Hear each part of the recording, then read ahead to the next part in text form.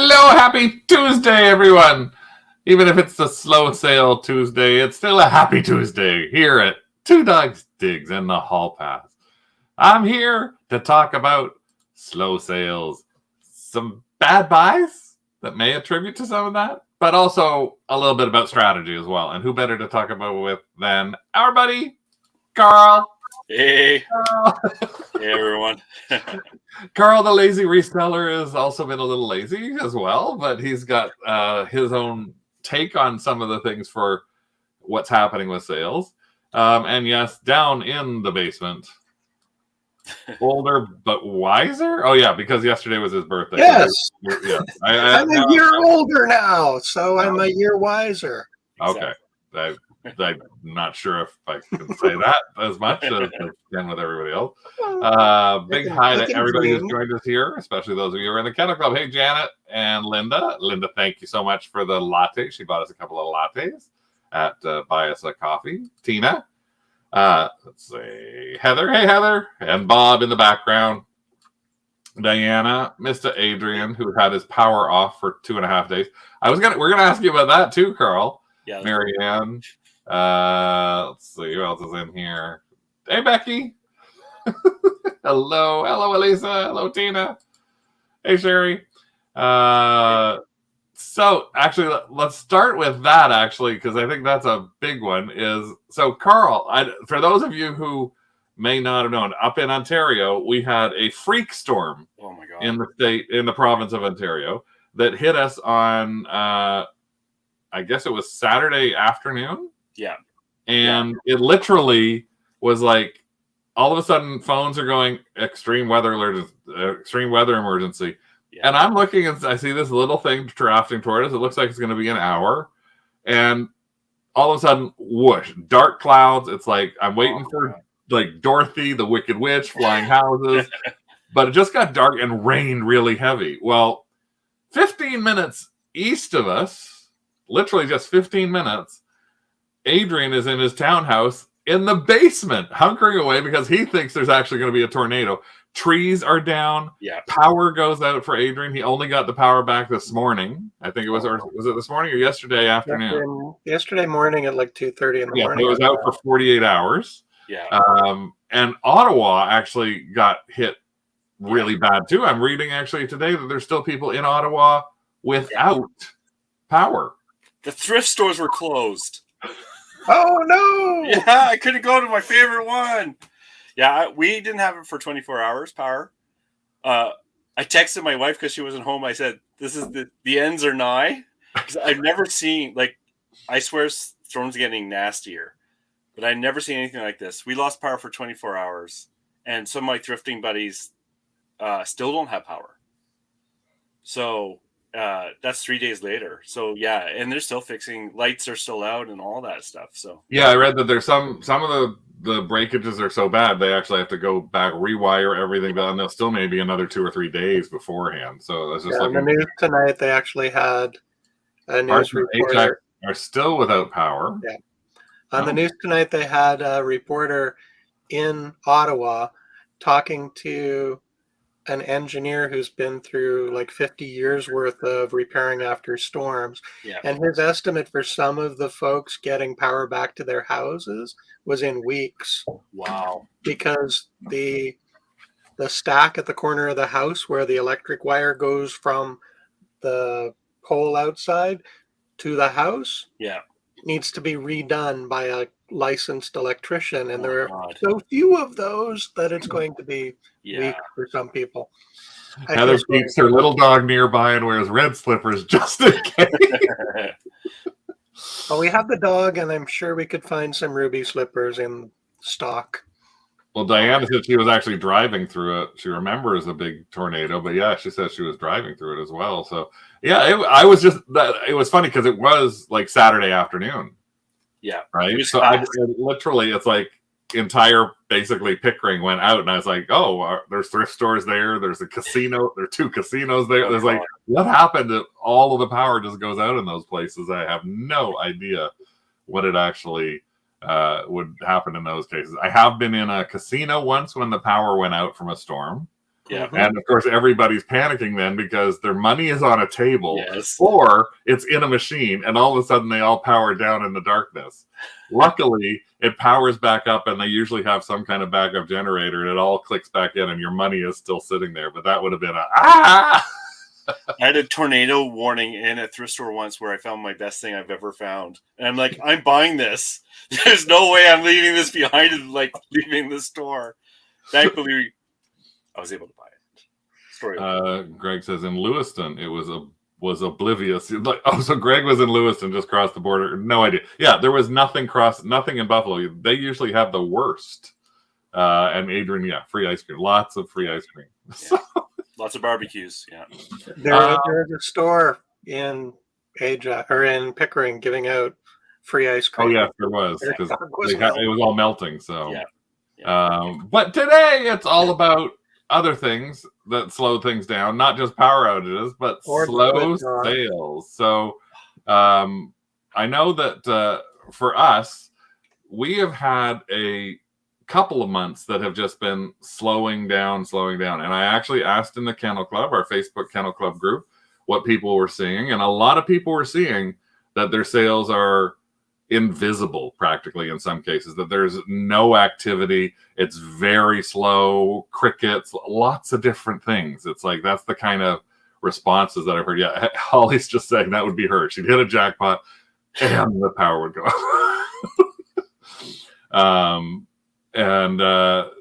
So I thought, just so you know, I'll show you because I always like to be pretty transparent on what we do.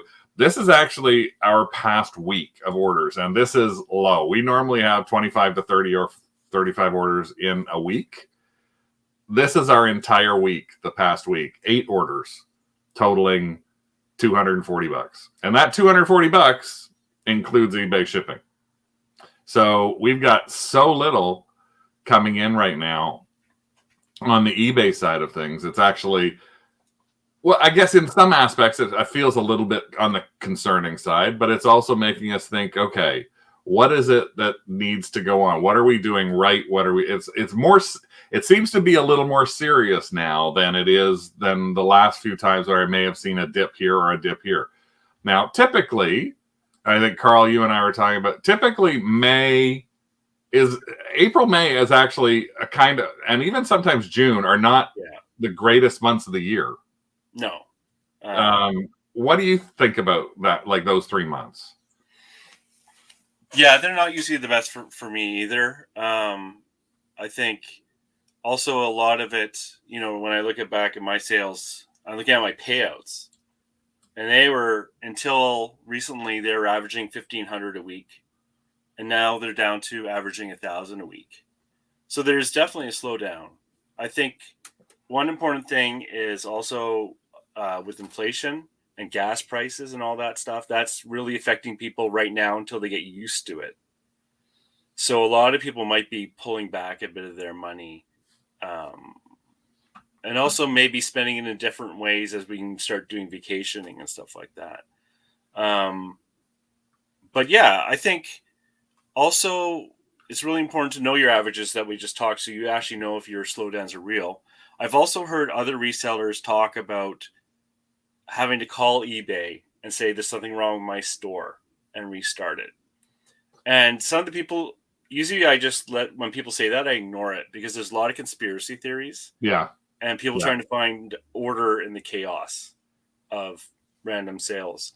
But I have noticed that for me too. I will have surges and then droughts, more so than I thought. And they have been doing changes, and they're not going to talk about that. But we don't have control over that aspect. So there's other things we do have control over that I like to, pay more attention to.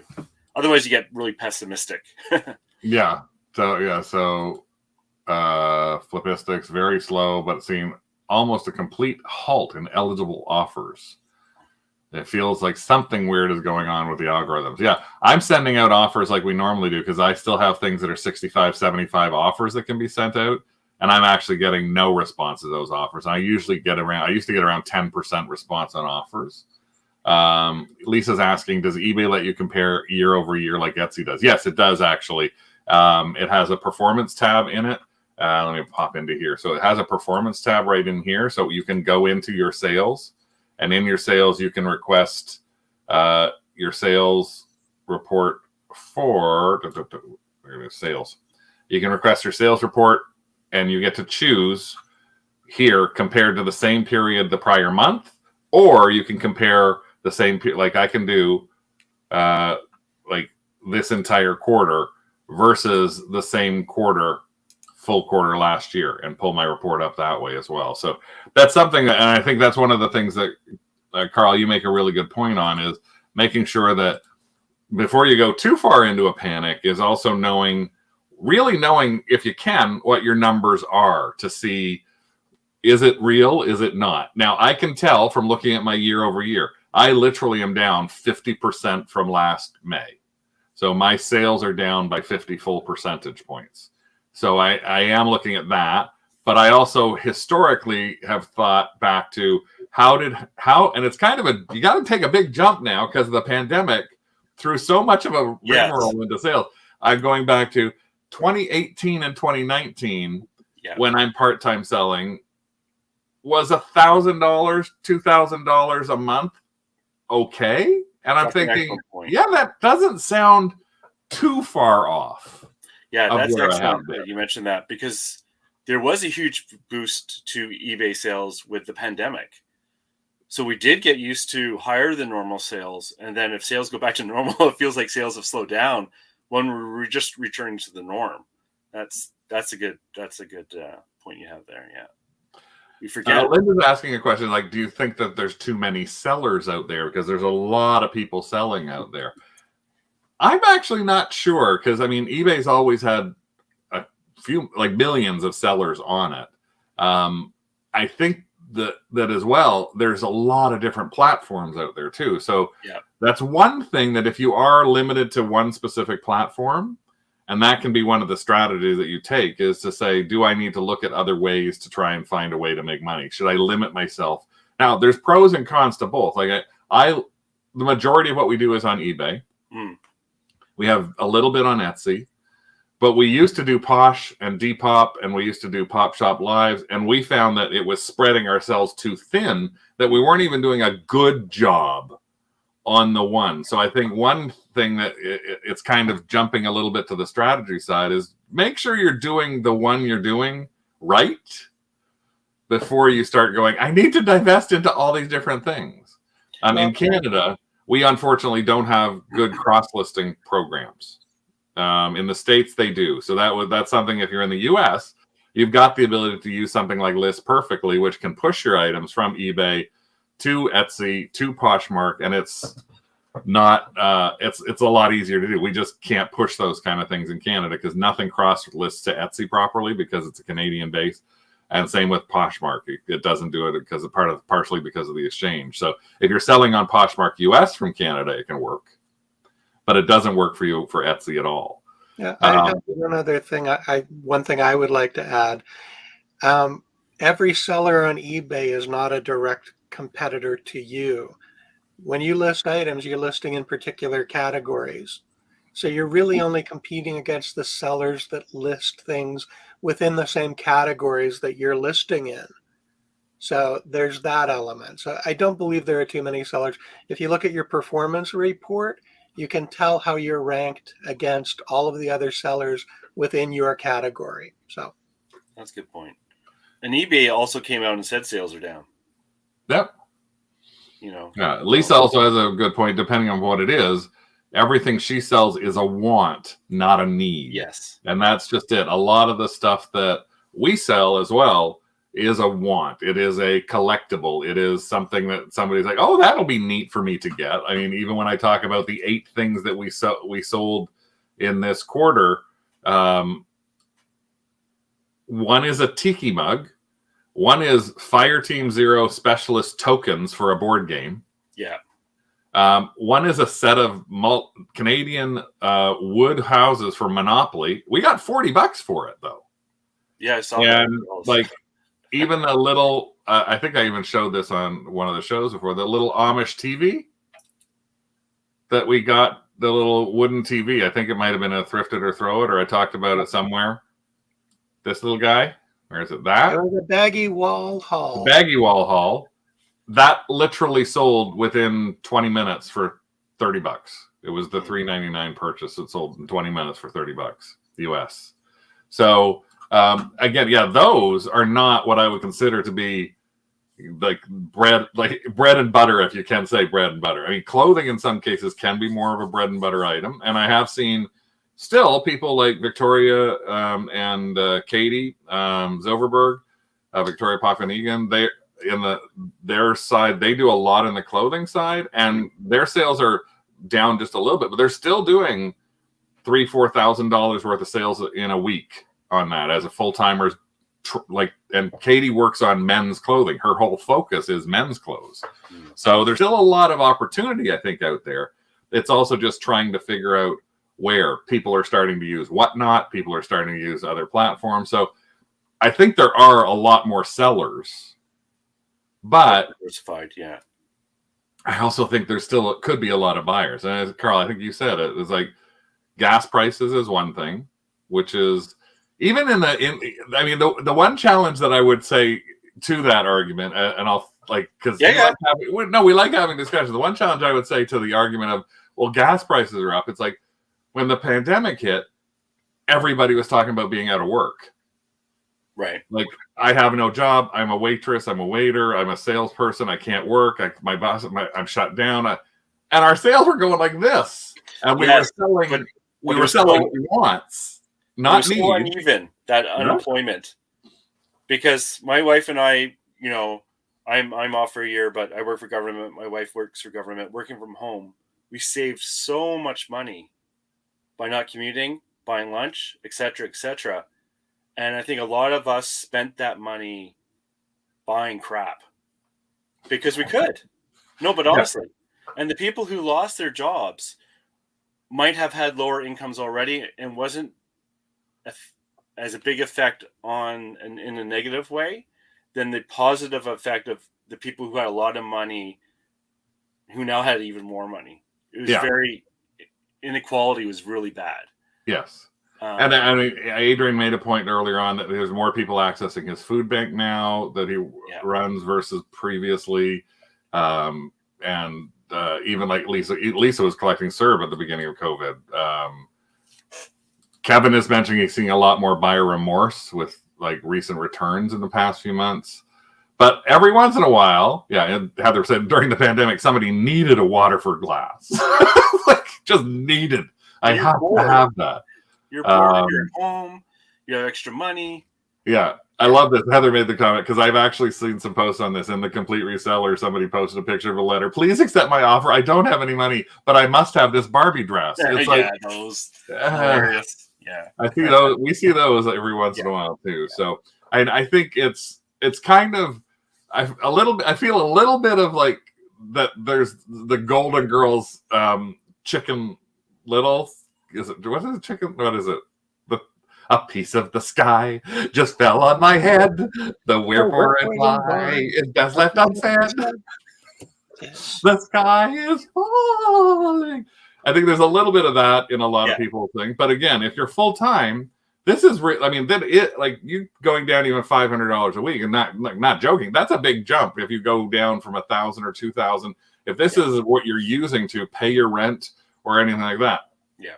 I always say on our side, we have a different perspective on this, but that's because we are using this as almost like our play money. We don't look at our eBay money so much as being, this is necessary. This isn't covering costs. It's covering stuff like I want to earn some more eBay money so that I can go down to the States so I can buy some more neat stuff and shop some more. And then flip some more stuff.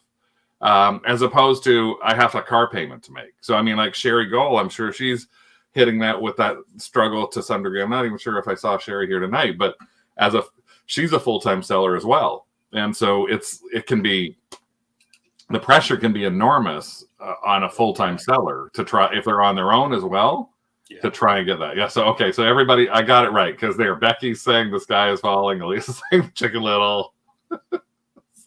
Diana, yes, it was Chicken Little. And then it is, yes, true, as Linda's saying, we are sick, we are hoarders. And by the way, in Canada, Hoarders Canada is looking for casting right now. So if you know someone who is, we literally saw the commercial 2 days ago. Hoarders Canada casting. You or someone in your life is affected. You or someone in your life has a problem. Contact us now. And I looked at Rick, and he looked at me, and we said, "No, you're not allowed to call on each other." So, but we have a neighbor up the street. We do actually have a neighbor up the street who literally says that her husband is a complete hoarder. Becky's saying her Canadian her returns are higher as well as they've never been. But I mean, even Becky's a perfect way to look at when she went to Brimfield 2 weeks ago. She spent like $3,000 or so on stuff that she's looking at selling for $15,000 to $18,000 in the upcoming future. And we spent about $1,200 or so. I can't remember, roughing it out. And we're looking at some of that being longer term sales. We're looking at some of that for ourselves as stuff that we're going to keep. But at the end of the day, I don't think I'm not worried about it, but I do need to think it's time for me to look at things a little differently and maybe think about some things differently. And even today, I went to a thrift store and I thought differently about what I was picking up. And that's part of the strategies that I think we're going to get to in a minute. But I thought before we do strategies, what's better to talk about than the fact that sometimes your sales are slow. Why? Because we've always talked about this, and like maybe 20% of the stuff you buy is crap and it's never going to sell. It's a want, but you can't find the person who wanted it. And now you know why it was donated in the first place. It doesn't matter if 50 people list it at $150 and you list yours at $20. No one wants yours. No one wants the $150 ones either. Yeah. So I thought I would give Carl and I a little, and even Rick, a little chance to do to show you guys the sort of stuff that this is part of the reason that we have some sales issues or overall profit issues is we buy some stuff that might not be the best buys in the world. So I'm going to start. I'm not going to put Carl on the spot first. I'll put myself on the spot first. And here's my chat. This is my biggest fault now is I find something that is a multiple. There's a big quantity of it. And you know, I always say on the baggy wall, if there's one on the wall, that's probably not all. So grab everything that's there. And the number of times I have done that, I think right now I'm running probably about a 50-50 success rate. The problem with that 50-50 success rate is that the 50% that sells is great. The 50% that doesn't means that there was investment in something that now I basically I don't know what the heck I'm going to do with it. I'm going to show you a few of those right now. I'm also going to show you something that as an example of something that worked out as that as well. But here is one of my most recent. Actually, I'll show you a couple of things. This is something from years ago that I couldn't for the life of me understand. Why wouldn't these? So I went into a Salvation Army and they had a bin. And the bin was filled with these neoprene laptop things, these neoprene laptop cases for like 99 cents. And you know what? They're branded. They were brand new McDonald's Canada neoprene laptop cases. So I sent Rick a message right away. Rick, they have like 50 of these for 99 cents. And Rick is like, don't buy them. Rick, they're 99 cents and they're branded McDonald's Canada. They must be worth at least $10 a piece. That could be a $500 thing. All I have to do for $50 is sell 5 of them. I am now in year number 6. We have still only sold, I think, 3 of these. Yeah. They have all been in max sold auction. And they've got $1. So this is an example of me sort of jumping over the hoop to say, I must have these. What was another one? Well, I think you guys remember I talked about these things. As I walked in, I was like, oh my God, there's an entire bin of Visions Ultra Temp. These are from the 80s. These are brand new. These still have the cards on them. Oh my goodness. I looked everywhere. I looked on Etsy. There's one listed for $15. I can't check sold on Etsy on my phone. Okay, that's $15 and they're 99 cents. It's like, and there's no tax. Oh, that's so good. It's like 70 cents US. And I'm going to buy how many? 100 of these. Yes. 100 of these buggers. Yeah. Now I can say from the one aspect that somebody who I will not name, who was in our kennel club, actually bought. I think they bought 10 or 20 of these from me for like $2 a piece, $2.50 a piece, for them to try and resell because they have a booth. Yes. At a flea market. So they never contacted me for more. And I have managed over, what is it now, Rick? 3 years? 3 years. To sell probably 3 or 4 of these. No, actually it's closer to 15 or 20. Is it that? No. Yeah, I remember packing at least 15 of them. So she just outed herself. It was Sherry. Her husband. Woo-hoo! Did you get more than 50 cents for them? So again, it was one of those things that I look at and it was like, I had to. I can't. Here's my thought process. If I leave these for other resellers, and I list one tonight or tomorrow, and another reseller goes in and sees that I'm listing it for $15 and it's selling for $9.99 or 99 cents, they're going to buy the rest. They're going to undercut me. Yeah. That actually happened. Maybe we should market them as hair picks. I guess we could. We'd have to. They're actually Visions Corningware. It's just they had this whole series of forks called Visions. They're for meat. Cookware. And they actually, if I had other things other than the fork, I would actually be doing quite well from what I saw. But the fork is like, no, the spatula does a lot better. They didn't have any spatulas. But again, it's sort of like, I keep thinking that. And way back 10, 15 years ago, when I bought the President's Edition ornaments from a clearance center for $3 a piece, that's literally what ended up happening. I didn't buy all of them, and I saw one and put one in, and boom, I listed it at 30, it sold, and the next day I went back and somebody bought the rest of that ornament. And I could have had another 200 of those ornaments if I'd spent the money. And at that point, we spent close to, I think, close to $6,000-7,000 on ornaments. Ornaments within a week and a half from this one clearance place that found all these dead stock ornaments. Our garage was full. Yeah, everything. Yeah, Greg's right. I'm scared of leaving things behind for other resellers. Like that's, that's. Yeah, we still have a couple boxes left. Okay, he sold 3 at $8 each. I think that means that Sherry made her money back. It's interesting with those bulk buys because some of my best buys have been bulk buys, and some of my worst buys have been bulk buys. So, well, at least it's not just me. Yeah, and because I made wicked money off of some stuff, which is like, oh my god, is there a market for this? And there was, but then I bought this week. So these are playing cards, right? They're about, my cost about 50 cents each. Yeah, about $100 of Hello Kitty playing cards. The other thrifties were making fun of me. You bought $100 of Hello Kitty playing cards. I'm going to be holding on to these for a long time. So and the worst thing is you don't know if they're really going to sell or not. Because there wasn't a lot of comps. Okay, I got to wait. So you went into the thrift store and there were boxes and boxes of these, and you were like, boom, boom, boom, boom, boom. Yeah. Just like when we met you and we saw you as you went by, like the one set of remote things. You were like, remote. Oh, hey, I made a lot of money off those stupid remotes. No, I know. But, sometimes you have to gamble too. But your cost per item has to be really low.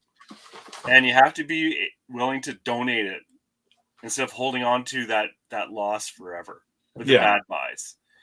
And the nice thing, not that you're planning to do this close, but right.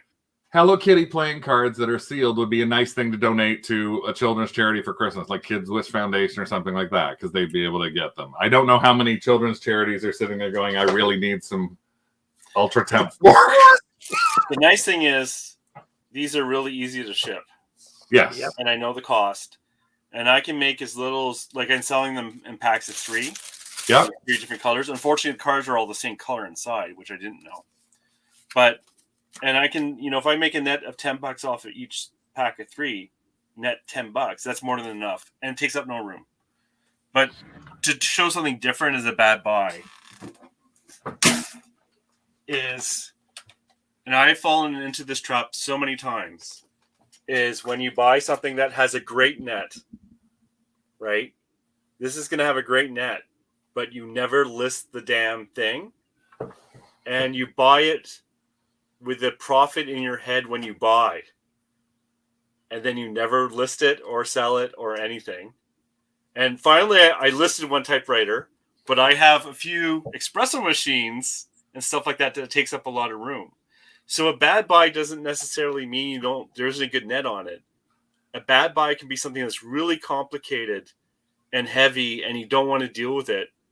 And I want to see hands here in the chat that agree with what Carl's saying right now. Do you do that? Because I know that I do that. I know that Rick does that. It's like, oh my God, this is $190 profit. This is going to net me $190, and they sell, and then it's like in a pile, and it's like, they're all over there, right? I actually have exactly that with a vintage Barbie buy I did last September, and I spent over $900 on the items in this vintage buy that I know I can net close to $4,000 to $5,000 on. And I have still not listed one of those dolls. And I don't know why. And that's one of the strategies that we can talk about. Sorry, Rick. I think you want to keep them. I don't know. I honestly don't want to keep them. Part of me, and this happens with all sorts of stuff all around the house. I mean, I can look right beside me right here and I can see stuff in here. And I'm like, I have this because I bought it. I thought it was cool. And now I'm keeping it, but I don't really have a reason to keep it. It's just that this was a neat buy. This was a neat find. So as a collector hoarder, it's nice to be able to look at stuff and go, I remember patina. We bought patina for like $5 at a toy show, and it's like a $700 doll. We don't collect patina. Patina is a toy poodle with a bikini. Oh, no. I know. And and every time you look at it, it's like, wow, that's a $700 thing. But we haven't listed it anywhere, but there's no reason for us to keep it. Oh, Diana says, I see the look on your face when you Becky's the same. Pick up items that are but just on non-jewelry. Take away my debit card. No, that's not allowed. There's definitely dangers. Like, I haven't bought anything for a while. I need to buy something. Oh, my friend will like this. My wife will like this. My husband will like this. And you're just using excuses to buy stuff, right? Yeah. Dawn has an antique adding machine she hasn't listed. Lisa has some mahjong tiles she's had for more than 4 years. Elisa's got an espresso machine, a vintage sewing machine. Exactly. I have a vintage sewing machine. Yeah. I have a couple of VCR TV, CD, compact CD things that I don't want to, even though I listed a Cars version of a Disney Cars television with the CD player in it for $380, and it sold, and it went to Niagara Falls, Canada. It went like an hour and a half from us, and it sold for $380 US. I haven't listed my other ones. I banned myself from buying certain things until I dealt with this stuff, because otherwise I just kept buying them. Like the espresso machines are the best, and the typing machines, because huge nets on that. But for some reason that doesn't motivate me to actually to list it, I think Craig is going to grab the patina doll. Yeah. Another reason I have bad buys sometimes is because when I do comps, I'll check the UPC and I'll forget to check the verbal name of what I'm trying to comp. And so I'll see an incorrect number of sales just based on the UPC code. That's caused me problems as well. This is patina. Oh, yes. She's missing her sunglasses. But that is all. Yeah, she did have some sunglasses, little green pair of sunglasses. And if we want to replace those sunglasses, it will probably cost us $95. So yeah, it can be really hard to figure out why are you not motivated to list stuff. Yeah. Like sometimes it's because you don't really know what something is. No, and you said there are good buys. So this is one I've talked about before. This was this Winter Wonderland thing. Yeah. And this was stacked and wrapped in 20 or 30 of these in one piece of plastic. I got 3 batches of them, which was like 90. They were only $3.99 a piece. So it's like, okay, what am I going to do? I'm only spending a little bit on it. I haven't been able to sell any of these actual boxes. Yeah. But what I've done is pulled out just these 2 trees. They're little folded in half trees. That's what I do. I literally tear every one of these apart, and I reach inside.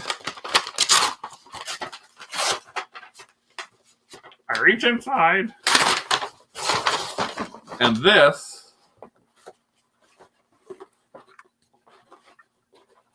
is what I sell. 2 trees, and the clip that holds them together.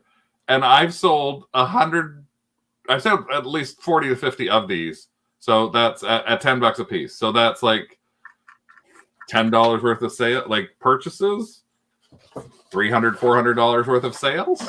So there are times when buying that bulk of things can still pay off, like to some degree.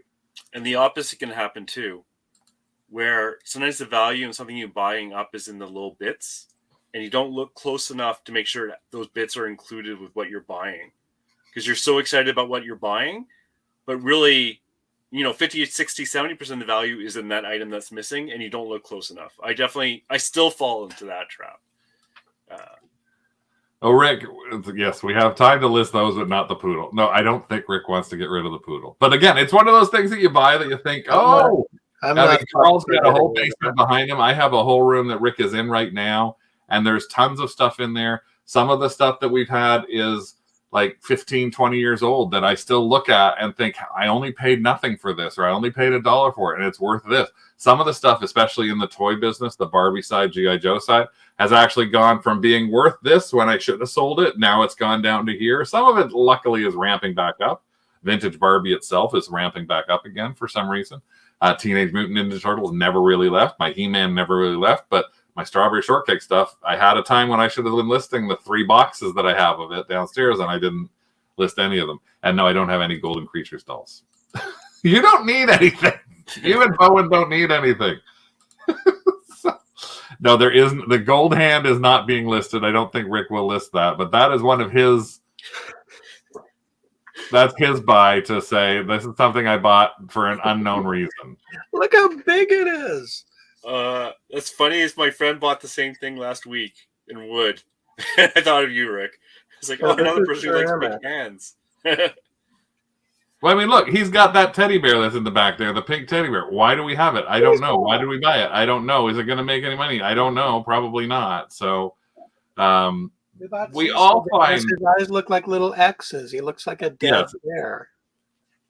It is. It's only worth what you get when it sells. That's thank you, Adrian. That's I keep telling you that too. Any other bad buys, Carl? It was just like I said. Usually when I make mistakes, it's because I see that I don't look at the selling ratio, and that will get me once in a while. Like I'll see a couple of good sales, and I'll forget to see how many are actually listed.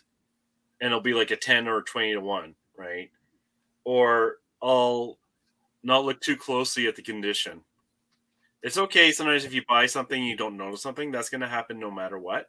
But sometimes you don't look too closely because you don't want to ruin that good buy that you have in your hands. Yeah, that again, I've done that, especially with the plates that I've shown you guys. It's like I grab the plates and then don't think about, like, I was going to say fingering them, which sounds really bad, but I don't think about taking the teacup and pinging it, but now I do on every teacup. So I think also, another mistake I make is if it's complicated, it needs high margins. And some things are okay to make $10 off of, but not a lot is. Hello Kitty cards. Hey, there's no testing. No testing. Good $10. Right? And they're all new and packaged. But like the classic example I've talked about on the show before is the Walkmans. I won't pick them up unless they're worth $40 to $50 at least. Same way, yeah. And remotes are the same way. It's like there's no sense in picking up remotes that aren't going to flip for very much money. So, and I think that kind of goes to the strategy side of things. So we've said sales can be slow. We've said some of the reasons for it can obviously be what you have, that you're not looking at it. Obviously, it can be things that are not priced right, etc. So I think what I'd like to sort of chat about in the last 20 minutes is some ways that we are trying to figure out ways for us to address slower sales or try and sell more stuff. And I'll start out with us again before I go to Carl. For us, one of the easy things that we've been doing is we're lucky enough to have Macs sold in our area. So we've actually been focusing on trying to have a minimum of one Mac sold every single month. And it is allowing me to do a couple of different things. It's allowing me to source items that are bigger that I don't have to worry about shipping. So I've actually been purchasing larger items like lamps and coffee tables and things like that. In fact, right now we have a Mac sold that will be ending this Thursday night. And I talked about it in our Kennel Club, but this is 3 of the items that we have up there. This is a Rouget Bird of Paradise lamp that we picked up, that we bought for a pair of them for $10, and we got $170 bid on both of those right now. We hope that those will go over $300 to $400. I picked this up as it was literally this coffee table, this teak coffee table, as it was coming out of the Value Village. Like, it was literally on the thing being pulled out to be dropped off into the furniture section, and it had a $30 price tag on it. I used a 20% coupon off on it, and it's already at $105. So when we look at some of those things that are on the bigger side, we're trying to use an alternative platform. We've looked at some things even locally now. We've put a few things on a couple of places, like a bid ask. There's a place close to us that is in our part of town. It's the 24-hour Bidding Wars Facebook group. And I know there are Bidding Wars Facebook groups probably around like US and Canada. And it's things that you put on for 24 hours and you set a bid, and then somebody comes and picks it up.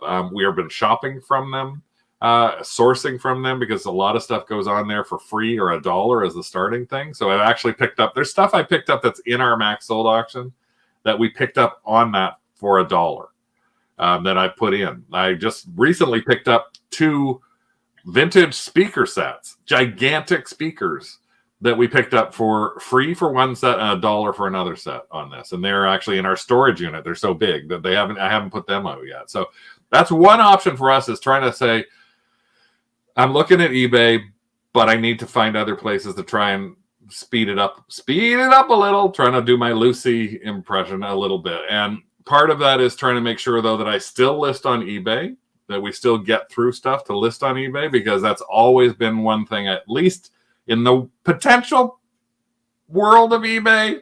The algorithm seems to be that if you list, you seem to be shown more, and no one can prove it. And if you sell something, it seems that you sell a little more.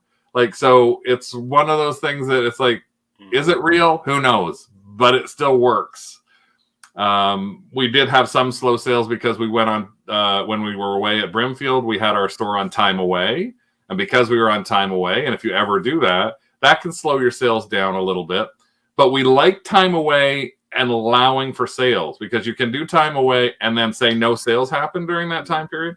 We had probably $400 worth of sales in the week we were gone. Yep.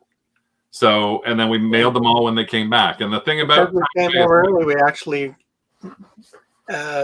exceeded expectations by sending them off like a week earlier than they should have been. So we have some happy buyers. People love that. So, because the time away, when it goes out there, it's adding your 10 days. You won't be back until this day. So there are people who bought stuff the day or so before we came back. So they were expecting to have a much longer wait.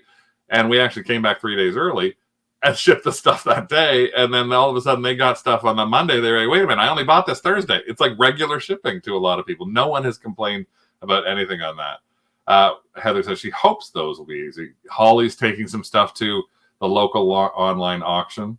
And yeah, Sherry, I've got Rick. Had to ask Rick today. I've got an email. I'm going to let you know about the shipping on those. Dawn is also bad about stuff she puts in the garage, out of sight, out of mind. Yeah, so that's a terrible thing to do right now, isn't it? So that I think that would be one of my second strategies. My first strategy is take a look at what you've got and just compare yourself year to year, see if it's as bad as it is, and then take a hard look at your items. The challenge now with numbers only showing 30-day views is a little tough. But at least you can look on there and see, well, these things haven't seemed to get a view in 30 days. So maybe there's something you need to think about. If it's seasonal, that might not work. It might, again, end it, sell similar, do anything along those lines. Carl, some of your thoughts on that? So I went with strategies that I've heard of people talk about, and I think really works, is that if your items are going to end that day, end it and relist it.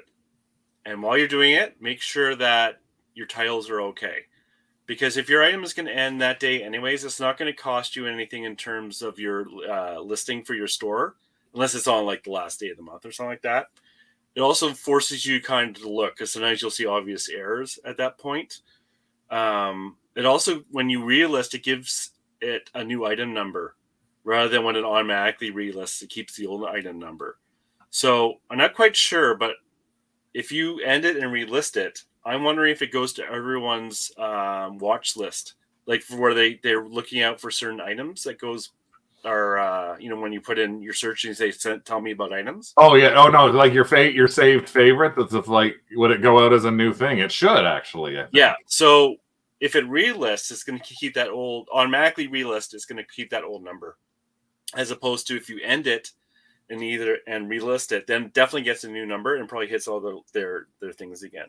I'm just going to show what Carl's talking about here is in your listings on eBay. If you go into your active listings, there's a section here called end date. And if you want to do this daily or weekly, you can click on it to sort, and it's going to give you the end date. In this case, the end date for here is, these are all items that are ending on May 24th, tonight. That's 9:00 tonight. So what Carl's saying is, take this, end this. I'm going to end that pajama listing. I've had 4 views to it in the past 30 days, but now it's in the ended section. And then go to that ended item and look at when it shows up there. There it is. Look at relisting or selling similar. Yes. And maybe it is, I need to change pajama set around. I need to get Van Hoosen up at the front. I need to do something else to it to think about it. It's already in my labels. Maybe I'm going to change the price, any of those sort of things. But that's a way for you to take a look at that. On Etsy, one of the things that I personally recommend now is I have nothing on renew, because Etsy does 4 months and then automatically renews. So on Etsy, it's easy to look and see, oh, what do I have that's not live right now? And it's all stuff that was in your store and ended. So instead of paying the extra 20 cents for another 4 months of it, you're actually going to have to force yourself to take a look at it, look at your tags, see if those are right, things like that. Becky's saying she ends and relists on a regular basis, tries to do 100 items daily. Everything Carl is saying. And yes, people get notices the item been watching has been relisted. Gets new views. Yeah. Sherry ended all her needlework kits and prepped them for a flea market. The good ones are all sold, and now it's time to purge. Yeah, that's a good idea. Point. So one thing I found with my store is if you've been selling for a while, your store fills up with crap. Your crap ratio becomes really high. So because all your goods, I find the higher value stuff sells quicker than my lower value stuff. Because it's good stuff. That's why it has a high value. And what happens if you're not careful, when I did a look at my store, 50% of my items were worth under $20. Right. I don't want that ratio. I don't really want to sell stuff that low. So you have to be careful that, because you think, oh, your store has 1,000 items, right? But that 1,000 items is completely different than your 1,000 items a year ago when you started in terms of the quality that's in your store. And you not realize that's happening. And that can be slower sales as well. And you don't even know it. Yeah, now, and the one thing I will say there that's a little different in the way your approach there is, I like having about 40 to 50%. Our history with 25 years on eBay is 40 to 50% of the items that we're selling are under $20 items. Mm-hmm. They're all low purchase price items, though. So again, they're things that if we can find them for a quarter or $1.99 or something like that, if I can make $10 on them. But I do agree, there are quite a number of them that I've probably got in here that are crap, that I really need to go, why is this still sitting here? But when we do sell something like our copper tone keychain girl that I've had 75 of, and I can sell them for $14.99 a piece, and I paid 2 cents each, I'm not going to remove those from my system because they're a good $14 item. So that's the one thing that you and I agree and disagree on at the same time. It's like, it's better to have you can't take what I'm saying just as a blank rule. Yeah, because you just bought a bunch of Hello Kitties that are going to be $10 or right. so. But I got teacups worth $15. I don't want that teacup to sell. Right. Because it's going to break. There's a good chance it's going to break. I'd rather donate it. Right. But if something's really cheap, like the Hello Kitty, I can hold. I'm not going to end these listings because there's no work. So everything you have to obviously use. Well, Dawn is saying her crap ratio is high, 50% sale on them. Not even that's working. Lisa's comment is, it's not crap. It just needs the right buyer. The right buyer who likes to buy crap. Like you have to do it. You do have to admit there is stuff that we all list that is crap, is literally crap. There's no way on earth somebody's going to want to buy it. Like, why did you buy that Frozen ornament or that Frozen Jim Shore with Olaf's head missing? No, that wasn't crap because we sold that. I know, but you didn't notice Olaf's head was missing. Yes, I did. I got the discount for it. Okay. But here's the thing that I bought that is like, if you thought that there was something that would sell that we haven't been able to sell, we've never figured this. And the hard thing for us is trying to figure out how to sell these damn things. We have these political, they're literally government overheads. And this is a government, this was the overheads that those of us who are older, this is how we were taught. This was actually used on an overhead machine in our schools. And it literally was like a multiple sizes, and it's the national political conventions and talks about that. And this was put up by your teachers. And we have not just one, but we have like 100 of them, Rick. Yeah. We spent time. There's 3 of them right there, like vintage social studies, 1968 thing. And again, it's one of those things that, what are the social classes? It's a multiple, it's a multiple page overhead. We bought these at Brimfield, and we bought 150 of them. And we only paid $1 a piece for them. But it still was one of those bulk buys. Now, out of those, we had some that were topographical 3-dimensional maps. And I sold those for $100 a piece. So there's no money in this to me anymore. I just have to figure out the right way to sell it. And that's part of the issue too, is finding the right way to sell that. This may not be the thing that can sell on eBay. This may have to be an in-person sale. I may have to figure out some way to take only a prop house would buy those. Yeah, I have an overhead projector to use those so I can show them properly too. Yes, and today's generation doesn't even know what an overhead is. So yeah, there are also those interesting glass frames that have a glass front and a glass back. Yeah. So it could be mounted in one of those frames and put on a wall. But again, we meant to sell these in our flea market, having a booth in a flea market. And that's another strategy that some people have taken on recently as well, which has actually seemed to work for some people, is trying to get a booth or a small part of a local flea market as a way for you to turn some more stuff over where people are actually going there, specifically going, I have money and I want crap. I want to buy something vintage and old or neat or strange or interesting, and they're going to a gigantic place to do this. And when we went down to Buffalo for my birthday weekend, we drove to Salamanca Mall, and we spent 3.5 hours walking through Salamanca Mall, and we spent $200 at that mall in buying stuff that in some cases we bought for resale, but there's other stuff we bought for us because it was just so neat. Like that hand, Rick would have bought that hand if it was in a booth at the Salamanca Mall. So, and we wouldn't have bought that hand on eBay. We wouldn't have bought that hand online. We only would have bought that hand in purpose or in person. I had to buy it. I'm sorry.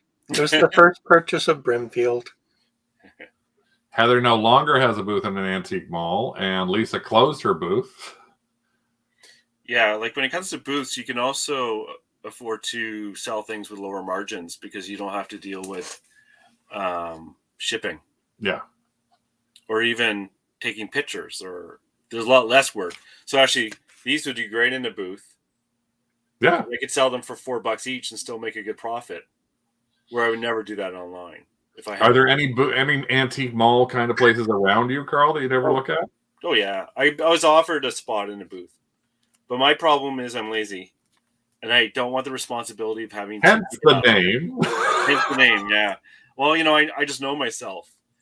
And the responsibility of trying to keep that stocked with good stuff or just ignoring it, yeah, there's a good chance I'll ignore it. So it doesn't work with my personality right now. Right. But I might change my mind.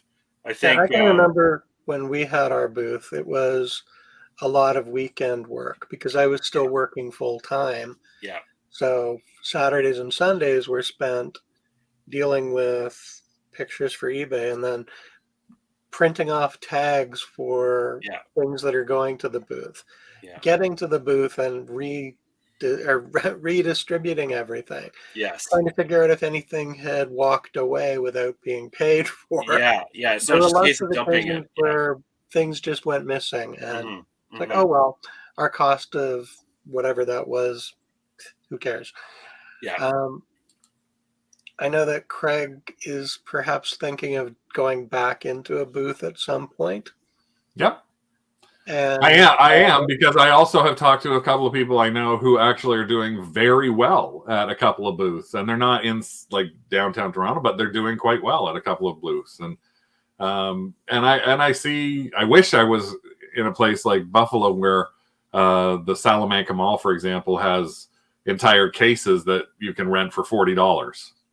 Yes. It's like, the ones that are near me are way too expensive right now. We were paying at one point $385 a month for our booth. So we had to clear a good $1,000 plus for that. So, but again, that's just, it's just a different way to sort of take that strategy of what are you doing is look at different platforms. Like I said, we're doing Max Sold now to try and at least bump our sales by at least $2,000 a month on Max Sold to compensate for potential lower sales on eBay. But one of the other big things that we are doing, and as I said, I've mentioned today, is I looked at the stuff today when I was in the thrift store, and and Carl actually got us sort of thinking about this a lot more when we were talking earlier on in the year.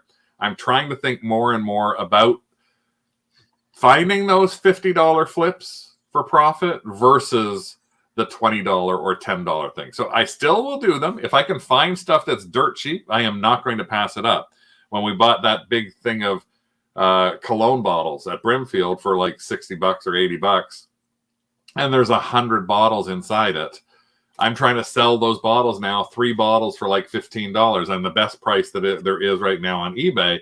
And if I can sell those and I can flip a few of those over, I'll make $200 or $300 because each bottle is costing me less than $1. And so that's one of the other things, is a way for us to look at that. And I might even decide once I flip a few of those, I might just decide to put the rest of the box into a Max Sold to try and get rid of, or put on a local Facebook page. So we're doing local Facebook pages now. We're doing Max Solds now. We're keeping our eBay stuff, and we're trying to push back to give us ourselves our own listing challenge, which maybe that'll become our June challenge, is to try and get that point back to one a day. And I know, Carl, we were talking earlier, you actually aren't doing your listing show now. No, because it was hurting me. Because I was prepping for it. But I think, when it comes to the listing, what I find really important is figuring out what motivates you to actually list. Like one thing that's really important for me is like, did I eat properly? It's funny, but it has a big effect. The time of day I'm listing, if I'm watching another show I'm listing, and just being cognizant of when you're listing, why are you doing it? And when you're not doing it, maybe you should be spending that time that you're sitting here not listing, cleaning things up so it makes it easier to list, or doing something else just to keep that flow going. Yeah. I also think it's really important that if you're going to put something away in storage, you should have a plan for that item of when you're going to list it and what is the criteria. Because what happens to me is I'll buy a bunch of stuff, right? And maybe I'll get something good, like a wooden Fisher-Price toy, which is worth selling, but not individually. I'll put it in a box, never see it. So I think what's really good is if you do that and I do that, is you should have a plan for each of those categories that when you're putting it away, what's going to make you list that? And like for me, it might be I need 20 of those things, but I have to be cognizant of that. Otherwise, you kind of build and build and build, and you'll never. Okay, that's a different way. I mean? That's an interesting way to think about it. It's like almost have your box. It's like got a number on the outside. It's like every time you add to it, once you hit 10 of these things, it's time to add to it. So these are those German schlockalocks, those fancy toys. So I have here is when is it worth listing it? And so I know, I got 5 of these. It's worth listing it because I come across them all the time. Right. I'm trying to do that with all my old stuff because like I said, so you have to be, because it's really demotivating to list when you have a bunch of junk, or not junk, a lot of clutter. So yeah, you want to be getting value out of whatever you're listing, not just listing for the sake of listing. Bingo, 100%, which is very tempting. Sherry's just saying that she's planning a flea market shop in the summer, so that's a really good idea. Now that she's got new hips and knees and a fused neck, Lisa's actually said that she does, and I remember seeing her do this before. She has a booth every second Wednesday at the farmers market, so she sells. So yeah, there's a place that's near us in Toronto that's called the Leslieville Flea, and they do pop-ups 5 or 6 times a year, and I keep meaning to actually go to one to see if it'd be worth actually taking a booth at something like that. Linda's like, her strategy really is just to stop shopping. And that's the one thing I don't think I could do. I can't stop shopping. I need them to motivate me a bit. I do. I need that motivation as well. And Lisa's saying she doesn't have as many shows up here. The next one is October. Adrian is like, I only at 120 and wants to have like 250. So trying to go to that, trying to set yourself a little bit of a goal. And I think that's why with those of you who are in the Kennel Club, we'll get that to be like, let's just try and do one a day. Because if you have not done one a day and you can do one a day for June, that's 30 new listings that you can do. And those 30 new listings, it may be you got to think about them and try and find those listings that are going to get you a little more money. But it might be a way for you to do it. I am still garage selling this summer. I am still planning to go with Drag Rick's butt to estate sales. I am still planning to do a bunch of shopping. We also have a little bit different versus those of you in the States who happen to have like great weather year round as well. We basically are shut down from like November to March, April to only shop in the local Value Village and thrift stores because there's nothing else for us to do. There are no garage sales year round. There are no flea markets year round. There are no antique shows year round or anything like that. So we have to load up at that, but we load up and then we don't list. Yeah, well, it's a strange year right now where things are now opening up, and there's a hesitancy for me to actually want to be out shopping and with people, and going to Brimfield actually helped alleviate a lot of the fears I had about wearing a mask in another country and what would people treat me like, and it was fine. So I'm less hesitant. Well, Susan's got a really good point here, and this is one of the things that we've actually tried before as well. We've actually gone, where to go? She bargains with herself, no shopping until she's done X number of listings or X dollars in sales. And that's actually a little bit of something we've been trying as well. We've been sitting there going, okay, we have to sell like $100 worth of stuff. And I've cut my thrift store, Rick can tell you, I've cut my thrift store trip way down. In fact, I've started doing my thrift store today. Why did I go? Well, one, I had to drop off stuff to be shipped, but it was also senior day. And I'm officially a senior now, even though I was still getting the senior discount before. Now I don't even worry about them asking us because then I'm not lying when I say, yes, I get the senior discount. So everything I bought today was 30% off. And if I got to find one thing to show you that I had to buy because it's ridiculous, but I had to buy it. But this is for me. So I'll throw back to Carl to say so you can say any other strategies that you've got while I go find this thing. I think it's really important to know what motivates you to actually list rather than what you think is going to work. Because I've tried a whole bunch of things as well. Like I'm going to list X amount a day and I'm going to list until a certain amount. But I find it, for me, motivation is a very rare beast. And that when it comes, I need to track why am I listing? And I think that's almost more important than anything else. I think, like for me, like I said, if you're not in the mood to do this, you should do something else. And also another big thing is you should know where your money's coming from your sales. Because when I actually looked at my sales over a time period. Most of my money was coming from items that sold for 40 and above in terms of all my sales. So yeah, I was selling a lot of the stuff in the low, in terms of numbers, the low value stuff, but the money that was coming in my pocket, that represented actually a very small percentage. I'm not sure if that's clear, but like obviously I make more money on the bigger stuff. Mind saying the smaller stuff, I could see a huge number selling, but actually the low stuff represented such a small amount of the money in my pocket that I was getting. So that's actually costing me in a way where I need to spend that energy on the higher end stuff. So it can cost you that lower end stuff in ways you don't think of. Right? Well, this is what I had to buy for myself. It just, Angelique said, don't forget to buy for yourselves. I had to buy this for myself today. This was this very interesting thing that I saw in the middle of the coffee mug section.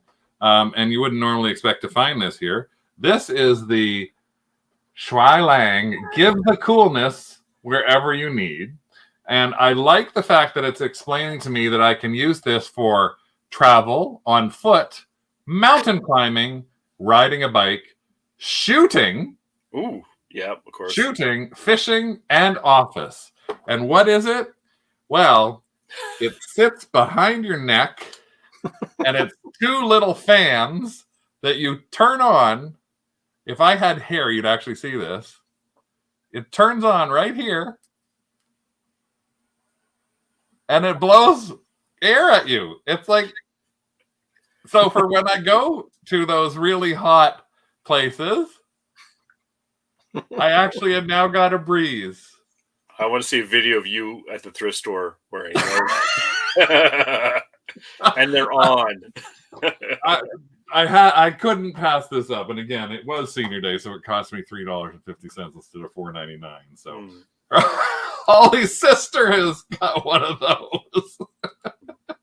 Her sister-in-law's always hot and has one of those. So, smoking pot can be motivating for. Hey, whatever works. Adrian, whatever works for you. Yeah. How many of those will I do? It's also good for menopause. I am my own biggest fan. I love that. Aberfoyle. I will wear it at Aberfoyle, and Diana can take a picture of me. But it actually was just interesting that I just found that in the coffee pot section. So, but yes, there's lots of things that you can do, lots of strategies. We always say one person doesn't have the right answer to everything, and even Carl and I were like, I like that, and Carl gives me a lot of ideas, and I'm sure in some cases I give Carl some ideas, and you tweak them to the way that you need to have them work. For me, it's all, as I said, it's all about my next goals, finding better things. So spending a little bit less, trying to find a couple of other platforms. Max Sold is doing well for us right now, so keeping in there. And then I might even start looking at a couple of other Facebook groups to try and sell at, because they're just, the pictures are already going to be there. So I can pull a picture off of eBay or anywhere and try and sell toys and dolls and stuff like that. What's your next step, Carl? If you had any, like, if you were working on anything, what is your goal? You've now stopped your Tuesday listing shows because it didn't give you enough time. You were motivated to get ready for those, but not do anything else. So I've been spending like a lot of time thinking about my sourcing again, and sometimes auctions are really good, but the stuff you find at auctions is not the same stuff I find at thrift stores. So learning those categories is important. Because I can, you can get some really nice stuff at auction. I've got like sterling for $5 just because no one looked at it that closely. I think, when you talk about different platforms, thinking about what sells better where and what's worth it. So the classic example is teacups on Etsy. So I still want to get into that. I haven't done that. And also, maybe list those 3 nightmare games that are behind you in the corner. You know what? I have 8 of those guys, and I listed 1 a week. Oh, I can't do those damn things. So there's that. There's that exact aspect. We have 3. We have 3. You have 3? I had 8. So stuff like that. Yeah, just continuing, increasing knowledge. Before I put something away, figure out what I'm going to do with it. Because that's one of my biggest trip ups is that. And Rick? I'm going to be doing more research before I commit to buying things. Like, for example, pretty teacups. Yeah. You know, that it's a really pretty teacup. Yeah. But it's a horrible brand. Yeah. Royal Grafton. I probably paid $6.99 for this, and it will sell for $9.99. Yeah, I have something like that too. Well, that's why you concentrate on the higher value teacups, the better known names, and look for things that do research in store before you buy things, not just because they're pretty. Exactly. Yeah. Well, and also, Rick, you're going to take more photos when I have things ready for you. Hey, I caught up with them today. Yes, you did catch up with them today, except for the little yellow knee hugger elf that you can't find. So you didn't put a place. You didn't put it in a place where I could find it. I don't know where it is. I'll find it tonight. I promise.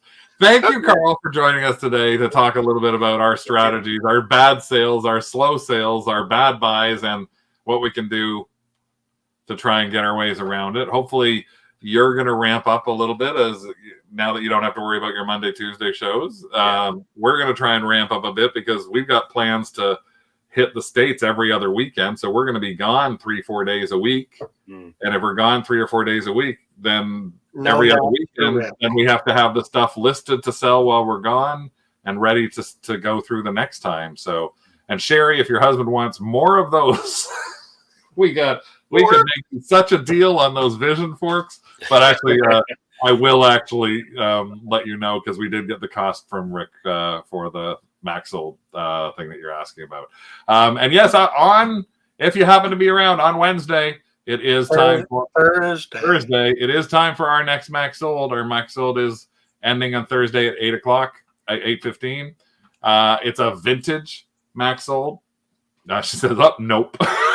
It's a vintage Maxsold, so we focused. We like to curate, so that's a whole bunch of things, including some things that have already got us going, what? This little tea bag, $30, got a bid on this. Some of the stuff we picked up literally when we were in Buffalo. This is the funky chairs that we picked up for free. They got an $11 bid on them. This is a $3 or $4 lamp. We got an $11 bid on that. And most of the bids come in, and there's the matching table for that. So we got $21 there for the funky chairs and the table. And we picked the 2 of those up for free. And I just picked up this Royal Dalton Flambe bowl for $6 at a garage sale. And it could list for up to, if somebody does the research, that could be a $300 bowl. But it also could be a $25 bowl. So I'm hoping somebody looks at it and thinks it's a $300 bowl and bids it up to $200. Will you know? How will you know? Find out by tuning in on Thursday at 8 o'clock. Helium Craig may arrive. Helium Craig may be there. Helium Craig may arrive. Helium Craig will be there if we can get those little bird of paradise lamps to go up over $300 or $400 a piece. Helium Craig will be there for the entire rest of the auction. I saw some amazing sold prices on Worth Point for those. I don't want to. You didn't want to ship them. You said we're not shipping. No, we didn't want to ship them. They just cracked. No. They're all plastic. They would die. Yeah. Heather's guessing because she's not going to be around on Thursday. 23. Again, thanks, Carl. We will chat with you soon. Thanks, everyone, for joining us here. Thanks again to everyone who's in the Kennel Club. We will be posting a new video in there, hopefully later on this week, because we haven't done one in a little while. And I don't know why Rick has got his hand to wave at everybody. We're all out of here. See y'all soon.